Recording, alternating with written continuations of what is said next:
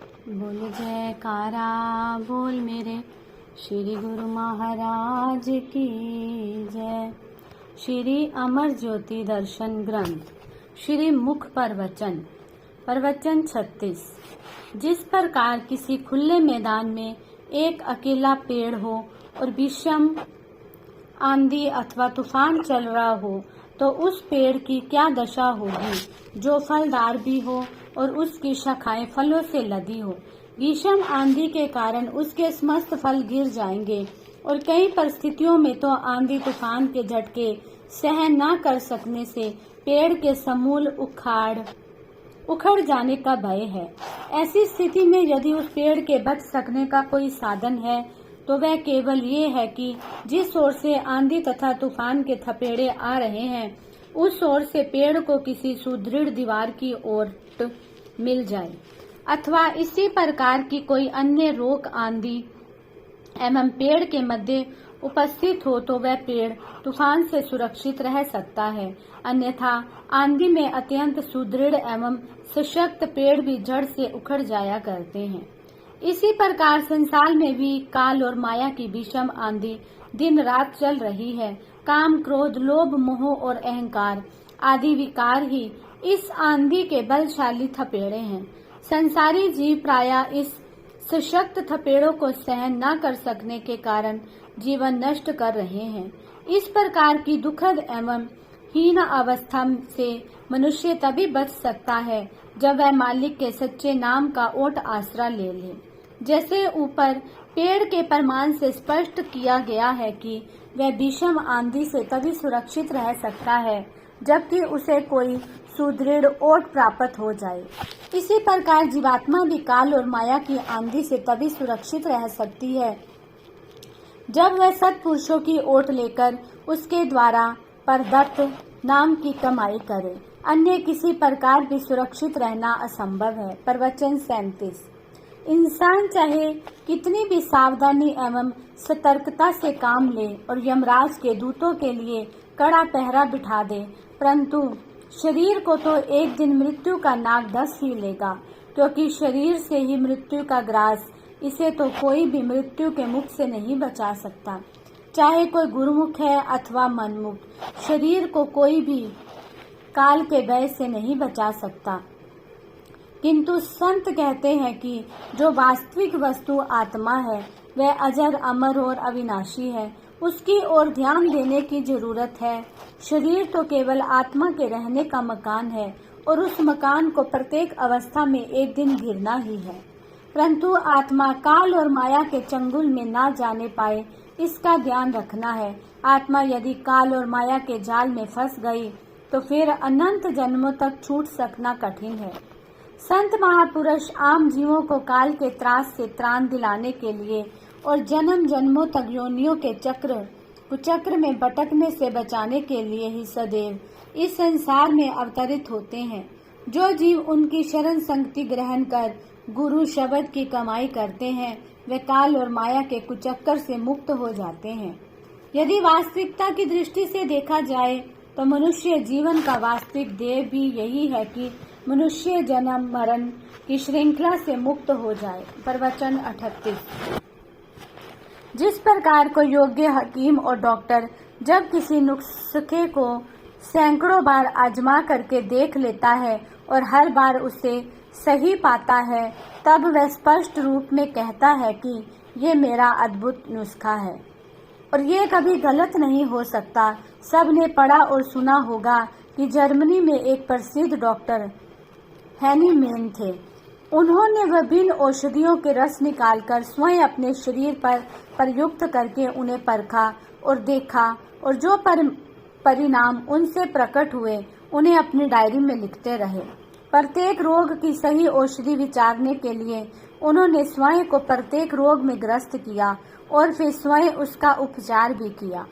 इस प्रकार अपने शरीर पर अनेक कष्ट सहन करके उन्होंने संसार के प्रत्येक रोग की सही औषधि खोज निकाली और अपनी इस खोज को उपचार के एक नए साधन होम्योपैथी के रूप में संसार के सम्मुख प्रस्तुत किया, जिससे आज सहसों लाखों लोग लाभ उठाकर रोग मुक्त हो रहे हैं। इसी प्रकार ही संतों महापुरुषों ने भी जप तप संयम साधन अपनाकर अपने शरीर पर सहसों प्रकार के कष्ट सहन कर संसार की प्रत्येक वस्तु पर सिद्धांत का प्रयोग किया और अपने प्रयोग का परिणाम अथवा अपने अनुभवों का निचोड़ संसारी लोगों की भलाई के लिए उनके सम्मुख रख दिया। इसी को संतों का सिद्धांत कहा जाता है और वह सिद्धांत यही है कि सिवाय मालिक के नाम की कमाई और मालिक की भक्ति के संसार की अन्य किसी वस्तु से मनुष्य को वास्तविक सुख की प्राप्ति नहीं हो सकती। जो संतों के इस सिद्धांत को मान लेता है तो उन्हें संतों का अनुभव अर्थात आजमाया हुआ नुस्खा मिल जाता है और वह उससे लाभ प्राप्त कर सकता है। उसे स्वयं प्रयोग करके देखने की आवश्यकता नहीं है। यदि कोई कहे कि मैं स्वयं प्रत्येक वस्तु का अनुभव करके देखूं, तो उसके अमूल्य जीवन का समय इसी प्रकार प्रयोग करने में ही व्यतीत हो जाएगा और फिर भी वास्तविक सुख पाने में असफल रह जाएगा। अमूल्य मनुष्य जीवन मिला, संतों की संगति भी प्राप्त हुई और सत्पुरुषों से मालिक के सच्चे नाम की प्राप्ति भी हो गई। फिर तो अतीव सौभाग्य है। ये तो भक्ति का सच्चा धन कमाने का सुअवसर मिल गया। इसीलिए महापुरुष बार बार सचेत करते हैं कि यही समय है जबकि मनुष्य असीम लाभ प्राप्त कर अपनी आत्मा को परमात्मा से एकाकार कर सकता है। प्रवचन 39। नश्वर शरीर से आत्मोन्नति का काम लेना भी बुद्धिमता है। सत्पुरुषों के वचन है, बनाया सवारा बहुत खुद को लेकिन हुई हासिल जिंदगानी नहीं। नजर आकबत पर भी तो भी हो, कुछ न कुछ दुनिया ने आखिर निभानी नहीं। इंसान शरीर को सजाने संवारने खिलाने पिलाने में ही लगा रहता है। यह जिंदगी का मकसद नहीं है और ना ही कामयाबी है। जिंदगी की कामयाबी क्या है? नजर आकबत पर भी हो कुछ ना कुछ, अंतिम समय के लिए भी तो तुझे कुछ ना कुछ ख्याल होना चाहिए। दुनिया में जो तेरा दुनिया के साथ मोह है और अपने शरीर से लगाव है, उनमें से किसी ने साथ नहीं जाना। संतों की वाणियां इंसान को बार बार चेतावनी दे रही है कि इस शरीर को भक्ति के लिए सुरक्षित रख। शरीर परस्ती में गलतान होकर अपनी असली चीज को ना भुला। जैसे किसी व्यक्ति के पास बहुमूल्य हीरे की अंगूठी हो और वह डिब्बी में रखी हो, वह डिब्बी की तो संभाल करे परंतु अंगूठी की नहीं। यदि अंगूठी हाथ से निकल गई तो फिर उसके हाथ पल्ले क्या आया? खाली डिब्बी जिसकी कोई कीमत नहीं है। डिब्बी मिली थी अंगूठी की संभाल के लिए, मगर वह डिब्बी को ही सब कुछ समझ बैठा। इसी तरह शरीर की कोई कीमत नहीं, शरीर से केवल काम लेना है। यह शरीर आत्मा की सुरक्षा के लिए मिला है, परंतु ये शरीर को ही सब कुछ समझ बैठा है और अपने आप को बहुत बुद्धिमान समझता है। महापुरुष सुजाग करते हैं कि चौपाई चतुर शिरोमणि तई जग माही, जे मन लागी सुजतन कराही। चतुर शिरोमणि वह है जो भक्ति रूपी मणि को प्राप्त करने के लिए यत्न करते हैं, क्योंकि वे अपनी आत्मा का सुधार कर लेते हैं। जिस मकसद के लिए ये शरीर मिला था उसे पूरा करके जीवन को साकार कर लेते हैं। प्रवचन 40। संसार में सत्य और असत दोनों प्रकार के पदार्थ विद्यमान है। जो तत्वदर्शी भक्ति परमार्थ के तत्व को जानते हैं, जिन्हें संत सतगुरु की प्राप्ति में संगति में रहने से वास्तविक बोध हो गया है, वह ही नित्य और सत्य वस्तु से प्रेम करते हैं। गुरुमुख कभी भूल कर भी नश्वर जगत के अस्थायी रसों की इच्छा नहीं करते, अपितु वह संसार के झूठे पदार्थों का प्यार छोड़कर प्रभु की भक्ति आराधना में निरत रहते हैं। भक्ति ही सत्य है और प्रभु का नाम ही सदा स्थिर रहने वाला है, और जो कुछ भी है वह धूलि के चित्र की तरह मिट जाएगा। सुरती जब प्रभु के नाम में जुड़ी रहती है तो सुख की अनुभूति होती है। सारांश ये है कि शरीर से तो चाहे मनुष्य संसार में रहे, यहाँ के पदार्थों में विहार करे, अवश्य कर्तव्यों का परिपालन करे, परंतु अपने मन का लगाव सदा प्रभु नाम से रखे। ताकि उसे सच्चे आनंद की अनुभूति हो सके। जो साधन सत्पुरुषों ने जीव के कल्याण के लिए बनाए हैं, प्रतिदिन उनका पालन करते हुए अपने जीवन को सुख, आनंद और शांति से पूर्ण कर ले। प्रवचन 41। महापुरुष फरमाते हैं कि जीवन थोड़े दिन का है, यहाँ हमेशा के लिए रहना है, उसके लिए काम करना चाहिए। अगर कोई व्यक्ति कुछ दिन के लिए यात्रा पर जाता है तो वहाँ से जल्दी निकलने की कोशिश करता है ताकि घर पहुँच सके। उसे अपने घर पहुंचकर ही आराम मिलता है। ऐसा नहीं होता कि वह यात्रा में ही दिल लगा बैठे। इस दुनिया में भी इंसान एक यात्री बनकर आया है, लेकिन अज्ञानतावश वह समझ बैठा है कि ये मेरा घर है। जो दर छड्डी गवावना सो लग्गा मन माही, जिथे जाई तुद वर्तना तिसकी चिंता नाही। इस घर को छोड़कर आखिर जाना ही जाना है।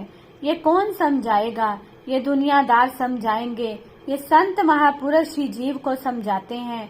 आप ये देखते ही होंगे कि आपके बुजुर्ग यहाँ से चले गए तो कोई पता दे गए कि वे कहाँ गए, उनकी क्या दशा होगी। यहाँ तो उनके पास खाने पीने के सामान थे, मकान था, बिजनेस था, वहाँ पर भी ये सब कुछ होगा। कोई पता कर सकता है? नहीं। इसलिए पहले अपनी पहचान करो, मैं कौन हूँ।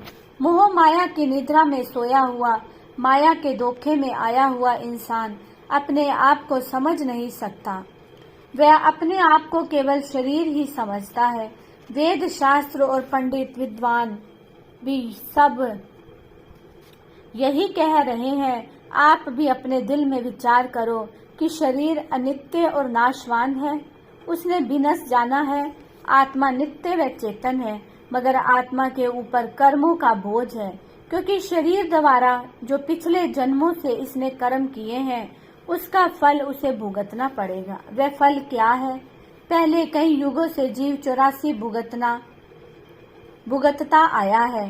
कभी कीट पतंगा, कभी पशु पक्षियों की योनियां भुगतते हुए उसे कई युग बीत गए, तब जाकर मानुष जन्म मिला। यदि अभी भी नाम की संभाल नहीं की, अपनी आत्मा की पहचान नहीं की, तो फिर 84 में जाना पड़ेगा। इसलिए महापुरुष फरमाते हैं कि अपनी आत्मा की पहचान करो और अपनी आत्मा का कार्य करो। यही जीवन का वास्तविक लक्ष्य है। प्रवचन 42। ये संसार हाट के समान है, जिसमें हर प्रकार का सौदा मिलता है। इस हाट में हर प्रकार का सामान और हर प्रकार की वस्तुएं विद्यमान है। यहाँ उत्तम श्रेणी का सामान भी है और निकृष्ट श्रेणी का भी, वास्तविक और नित्य वस्तु भी और अवास्तविक एवं नश्वर भी, सत्य और असत्य भी तथा अकृत्रिम एवं कृत्रिम भी, अर्थात हर प्रकार और हर श्रेणी की वस्तुएं इस हाट में उपलब्ध है। भांति भांति के पदार्थों से दुकानें सजी हुई हैं। ग्राहक आ जा रहे हैं और अपनी अपनी रुचि की वस्तु क्रय करके ले जा रहे हैं।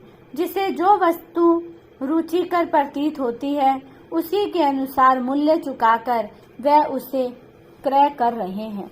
इस क्रय विक्रय के कार्य से कोई भी व्यक्ति खाली नहीं है। प्रत्येक मनुष्य कुछ न कुछ अवश्य क्रय करता है। अंतर केवल ये है कि अपनी अपनी समझ के अनुसार कोई असली और खरी वस्तु का ग्राहक है और कोई कृत्रिम, असत्य और नश्वर वस्तुएं खरीद कर प्रसन्न हो रहा है। अब प्रश्न ये है कि मनुष्य के पास कौन सी पूंजी है जिसके बदले वह सांसारिक पदार्थ खरीद कर रहा है। सांसारिक दृष्टि से तो मनुष्य के पास धन संपत्ति, रुपया, पैसा है जिसके बदले सांसारिक पदार्थ खरीद कर सकता है, परंतु पारमार्थिक दृष्टिकोण से मनुष्य के पास जो पूंजी है वह तन, मन अथवा श्वासों की पूंजी है। यह पूंजी अत्यंत मूल्यवान है। अब देखना ये है कि मनुष्य श्वासों की अनमोल पूंजी के बदले दिन रात क्या वस्तु क्रय कर रहा है, चाहे उसे स्वयं इस बात का ज्ञात हो अथवा ना हो, परंतु हर पल और हर घड़ी ये सौदा हो रहा है। वास्तविक एवं सत्य वस्तु कौन सी है और असत्य वस्तु कौन सी है, इस विषय में विचार करने से ज्ञात होता है कि जगत के पदार्थ, धन संपत्ति, मान बढ़ाई, कुटुंब परिवार तथा शारीरिक एवं इंद्रियक सुख भोग, ये सब चूंकि अनित्य और अस्थायी है, पल पल और घड़ी घड़ी इनमें परिवर्तन होता रहता है, इसलिए संतों ने इसे नकली एवं निषिद्ध कहा है। क्योंकि इन सब वस्तुओं की प्रत्यभूति गारंटी नहीं कही। मालिक का नाम और भक्ति ऐसी वस्तुएं हैं जिनमें ना कभी परिवर्तन होता है और ना ही कभी क्षय होता है, इसलिए ये सच्ची और खरी वस्तुएं हैं और जो गुरुमुख इनका क्रय करते हैं उनका सौदा ही खरा सौदा है। इस सौदे में किसी प्रकार की हानि की संभावना नहीं है। प्रवचन 43। प्रत्येक प्राणी हर समय हर पल चलता फिरता, उठता बैठता, सोता जागता कोई न कोई कर्म कर रहा है। एक पल भी कर्म करने से खाली नहीं रहता, चाहे वह कर्म मन से करे अथवा तन से, कर्म हर समय हो रहा है। यदि मन से चिंतन करता है तो वह भी कर्म है, यदि शरीर से कर्म करता है तो वह भी कर्म है। जो जिस तरह का कर्म करता है उसी तरह का फल मिलता है। प्रतिदिन के कर्मों के अनुसार ही मनुष्य का प्रारब्ध बनता है और वह स्वयं भी उसी सांचे में ढलता जाता है। ये जीव के अच्छे कर्मों का फल है और जो इससे मनुष्य जन्म मिल गया। ये कर्म करने में स्वतंत्र है, परंतु ये निश्चित है कि हरेक कर्म का फल अलग अलग होता है। अतः सोच विचार कर देखना चाहिए कि कर्म कौन से किए जाए जिससे लोक परलोक संवर जाए। ये सत्य है कि अपने किए हुए कर्मों का फल स्वयं भुगतना पड़ता है। संत पलटू दास जी भी इस बात का अनुमोदन करते हुए वर्णन करते हैं। कुंडलियां अपनी अपनी करनी अपने अपने साथ, अपने अपने साथ करे सो आगे आवे। बाप के करनी बाप, पूत के पूते पावे। जोरू के जोरू फले, खसम के खसम को फलता। अपनी करनी सेती जीव, सब पार उतरता। नेकी बदी है संग और न संगी कोई, देखो बूझी विचारे संग ये जेही दोई। पलटू करनी और की नहीं और के माथ, अपनी अपनी करनी अपने अपने साथ। प्रत्येक जीव को अपने ही कर्मों का फल मिलता है। यदि कोई दुखी है तो अपने कर्मों से, कोई सुखी है तो अपने कर्मों से। कर्मों से ही जीव मुक्त हो सकता है और कर्मों से ही बंधन में पड़ सकता है। मनुष्य जब अपने कर्मों से ही सुखी व दुखी है तो फिर वह इस प्रकार के कर्म क्यों नहीं करता जिससे आवागमन से छुटकारा पा ले। भक्ति की तरफ रुख को मोड़कर गुरु आज्ञा में चलता हुआ जीव निष्काम भाव से जो कर्म करता है वही इसे अगम भव से पार लगाकर मुक्ति और मोक्ष प्रदान करते हैं। बोलो जयकारा बोल मेरे श्री गुरु महाराज की जय।